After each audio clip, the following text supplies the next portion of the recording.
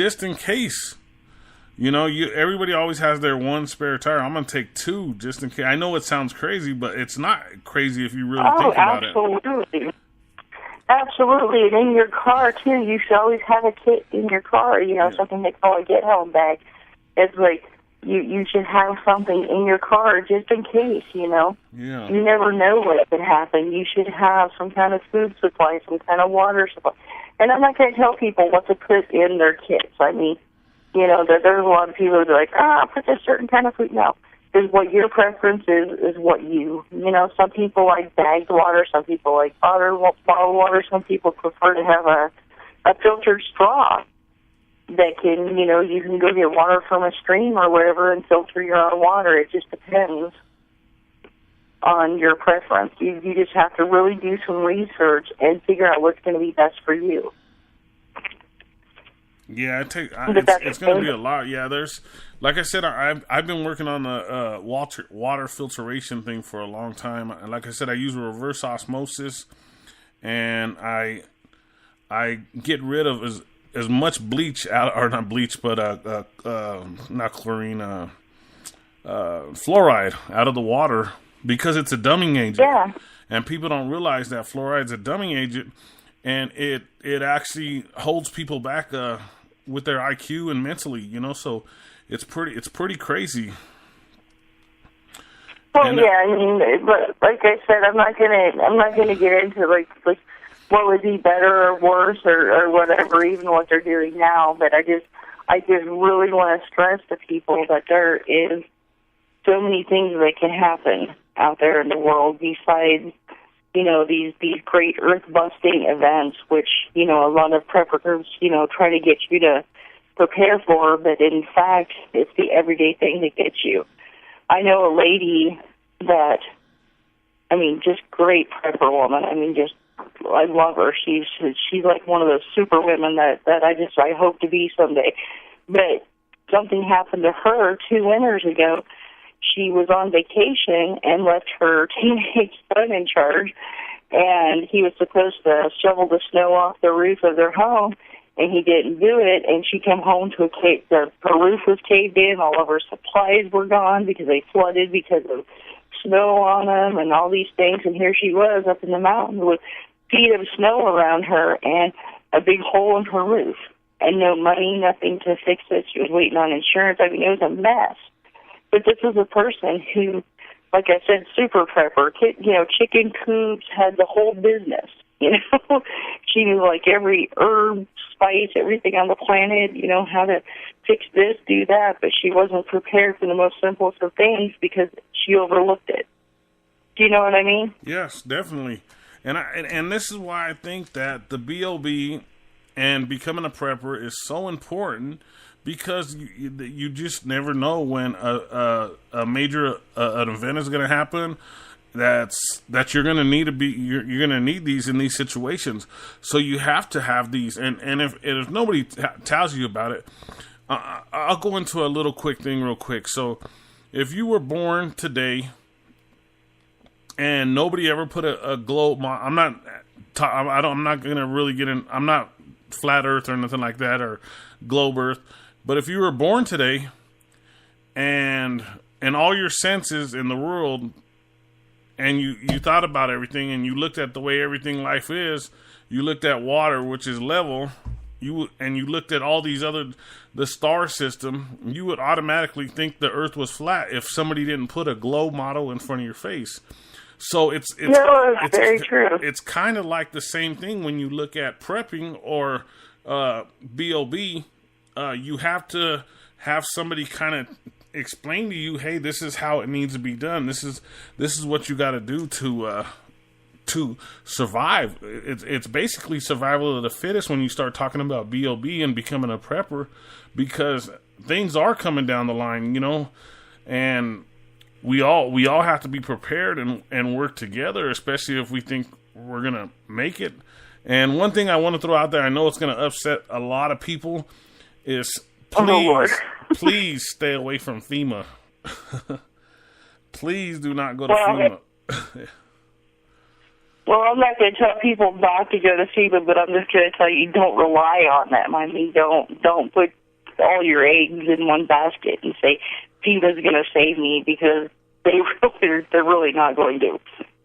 Yeah, just everything that's out at FEMA now, it's scary just to think about what they're, you know what I mean? Just the thought of the things that they have already done, you know, just still the thousands of people missing in Texas from the last flood, you know, so I'm like, wow. Oh, yeah, absolutely. Absolutely. And, you know, and I don't know if, you know, like people say, you know, it's our government. I don't think, honestly, that it's something that's being done on purpose. I don't think it's some big government conspiracy that's trying to kill off half the planet. I honestly think it's just a lot of BS and red tape that's keeping them from helping people. Do you know what I mean? I mean, they have the resources. They have these things available, but for some reason it's just not getting to the public. And I honestly, I really don't know why. I haven't delved into it that much to understand the politics of it, and, you know, and I'm probably never will, just because it was just giving me a headache. Yeah. And there's better things than your time. But, you know, yeah. I'm just saying that people need to really rely on themselves. It really does give you a headache if you keep going into it like I have. You know, so I'm at a point now when if they come out to get us, we're running. I'm trying to explain that to the kids, and, you know, just to, because part of being B.O.B. is to be able to get away quick. You got to be able to get away quick. Yeah, exactly. Having your bug out bag ready is just, it's about to it's so you can get away quick, and that way when you're gone, you'll have supplies, you'll have things ready. I mean, like I said, even just having, I mean, they make these tents so light now. I mean, they make it where you can just, like, literally throw them in the air, and they're all put together, they land down, you just put, you know, spikes down, you're good to go. Yeah. I mean, there's just get you, if you have a family of four, just get you a little tent. I mean, just so you have a shelter, have somewhere to go, you know, if you live in an area that's prone to flooding, for God's sakes, just have yourself a little blow-up raft if you have to. Yeah. Just to get you, your family, your supplies away, just that, you know, do you know how many people would have just, you know, done anything to have just a little tiny blow-up raft to get the hell away from their house? You know, when it was, you know, flooding up, you know, down in New Orleans? I mean, just something, anything. When I was a kid, I used to say that about, I know you said you lived in tornado country, but when I was a kid, I used to tell my mom, why don't the people just move away? Why do they keep rebuilding their life there? I don't get it.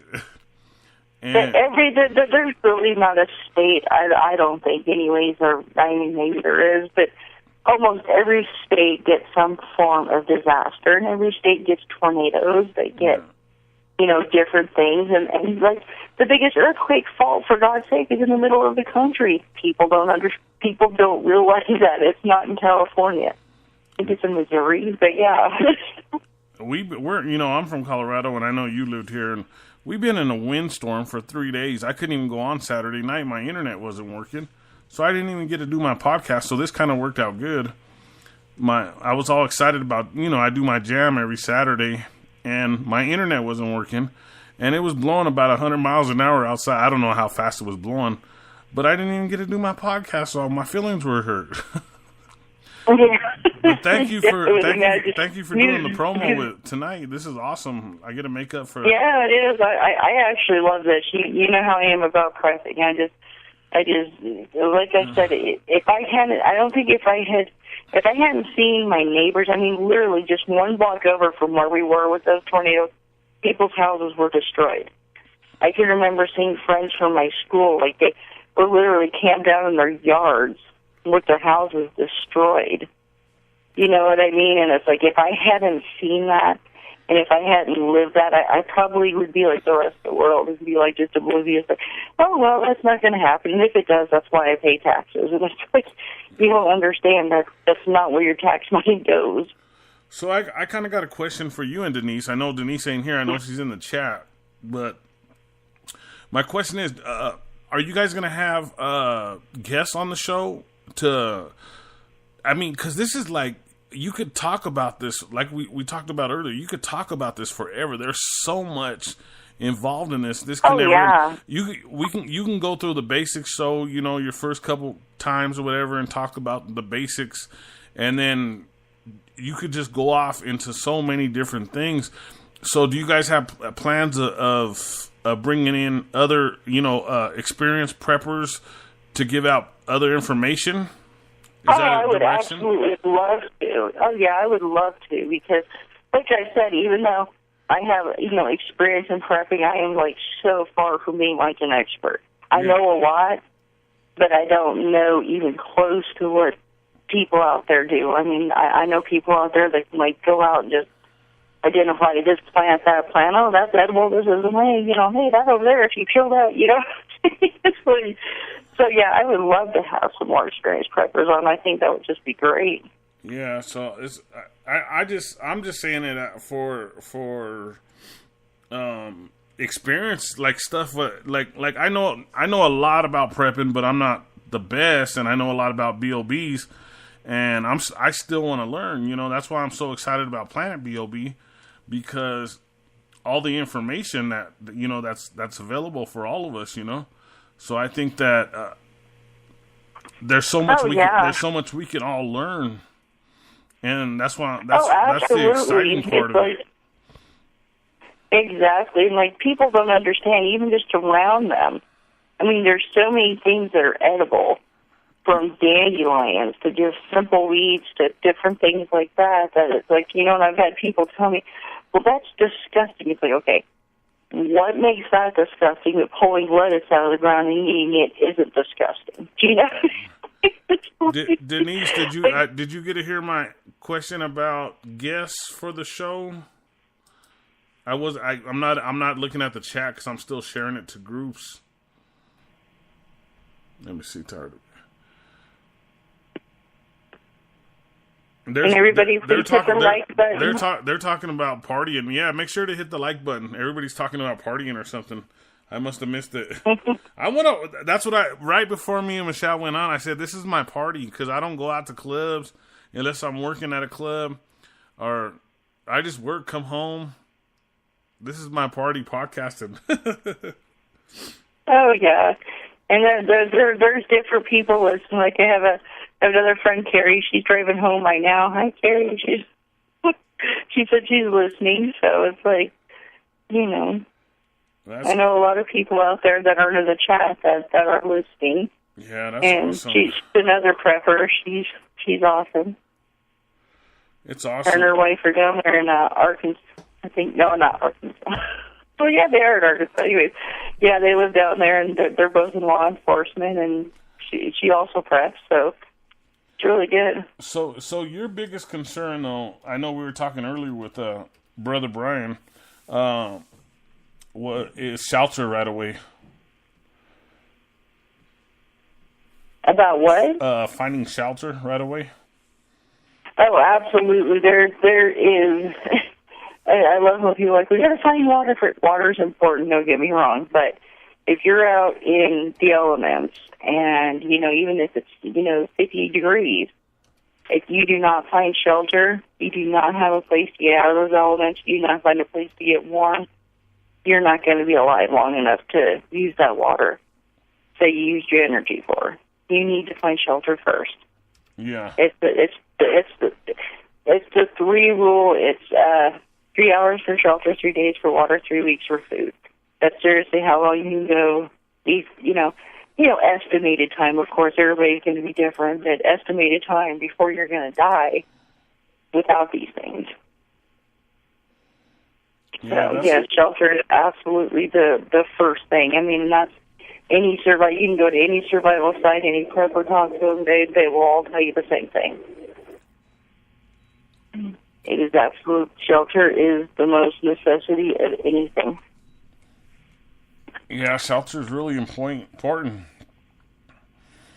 And I think that's one of the things about our group on Facebook, which there's several groups on Facebook, but like ours, we're basically geared towards people who are new, and kind of we're all learning together. Because I've learned stuff from people that come on there and be like, "Hey, did you hear about this?" Like, well, really? That's cool.